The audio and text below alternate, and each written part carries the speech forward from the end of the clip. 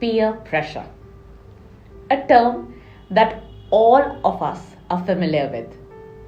After all, this is what we have heard in our younger days. And if I talk about a more household language of school days, पड़ोसी के बेटे को देखा है कितनी सुंदर पेंटिंग करता है, वो ट्यूशन में जो है तुम्हारे साथ कितनी साफ हैंडराइटिंग है, जिसके साथ तुम रोज खेलने जाती हो फर्स्ट आया है क्लास में. But do you feel that at that time friends seemed to be the only set of people who understood you, and you would consider imitating the behavior of your peers as some sort of achievement? Does one really grow out of it as we turn into adults?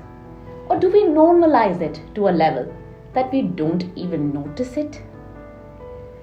Today, we will try to answer these questions and more so that you can realize how peer pressure can impact your career. Let us talk about the basics. Everyone has their own pace of growth. While some make decisions on their career goals at school time itself, some are still confused postgraduates. When it comes to choosing their career path, not everyone is as certain and clear as others. This state of confusion gives birth to comparison. Suppose you're a fresher, just out of college. Before you have settled in, enjoyed the chutti, you will notice many of your friends started their jobs. They are doing internships, attending seminars, webinars, and you feel a sense of being left behind. But just because you are not doing what they are, that does not mean you are on a wrong path. Before being drawn into the rat race, you need to understand how peer pressure may hamper your career growth. As individuals, we like to think that what we choose to do is right, and often fail to realize that there are more than right answers than one, especially when it comes to choosing your career path. Thus, you will often find friends and peers who will try to paint their career choice as the best against your own. Some might even try to impose their opinions upon you and force you to agree with their career choice. So how do you combat this situation? How can you prevent your self-esteem from getting beaten by any demotivating comments? And how can you give direction to your career? The first thing you need to do is to find out who you are. Now this may sound very cliche, but trust me, the way to know what you want to do in life begins with knowing who you truly are. Stop focusing on what people think and what they are doing, and spend some quality time asking yourself questions about yourself.